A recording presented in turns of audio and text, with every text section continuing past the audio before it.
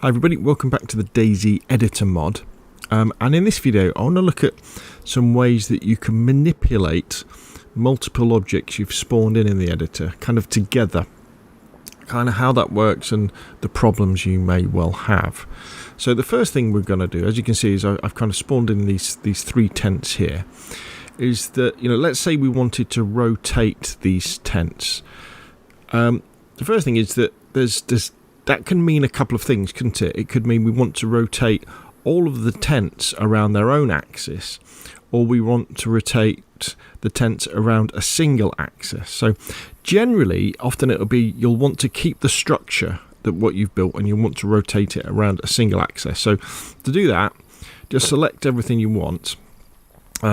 Click on the kind of the axis of the one you want to spin it around, and then press and hold shift. So we're left clicking, press and hold shift, and then just move your mouse left and right, and they will then move around the axis of that tent. So if I did it on this one, so left click and hold, press shift, move my mouse left and right, or up and down, don't think it really matters, and we're moving it around that. So we can spin them around that way. Obviously if we just left click and hold, we can drag them around like so.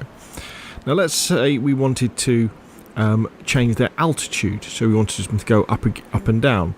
It would again left click one of them, press and hold Alt, then move your mouse up and down, or left and right, actually it's just up and down, and we can change the altitude there like so. Let's say you wanted to rotate them within themselves, and you wanted to rotate them all around their own axis but the same amount. If you just double click on one of them and then go to the orientation section X, change that to say 45, you see they all shift around amongst themselves like so. And using this as well, we could change their pitch and yaw as well. Now the interesting thing about this is that often when you are trying to change pitch and yaw, it can need to be a lot more subtle than just tipping all of the tents over like so. Because the problem obviously is normally you would be doing this because they're on a hill or on some sort of inclined surface, and doing it like this doesn't really work. So you have to be very careful when placing multiple subjects,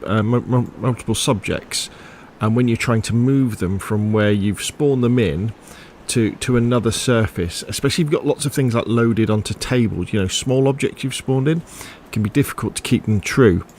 And you could do something like enable ground mode as well, and then you could move stuff, say like this. Oh, I've got my camera a bit slow at the moment, haven't I? Let's go over to the side of this hill.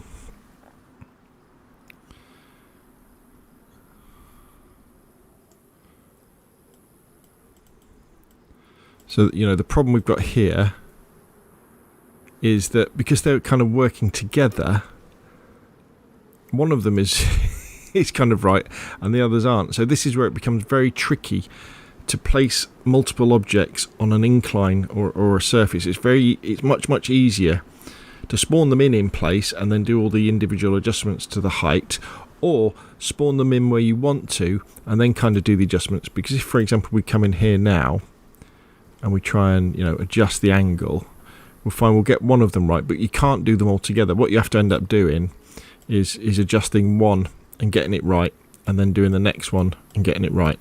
But that doesn't always really work for just reset the alignment. If you've got a very complicated structure that you're trying to build in. There we go. That's better, isn't it? There we go. So, although you can, as I've just shown you, select multiple objects and spin them around against a single axis and make them go up and down relatively easily, when it comes to taking a multiple selected object and adjusting the roll pitch and the yaw, things become a little bit more difficult, and you do end up having to change things individually. So there we go. So hopefully that video has been useful. If it has been, hit like. If you want to see more of the same, press subscribe, and I will of course see you again soon.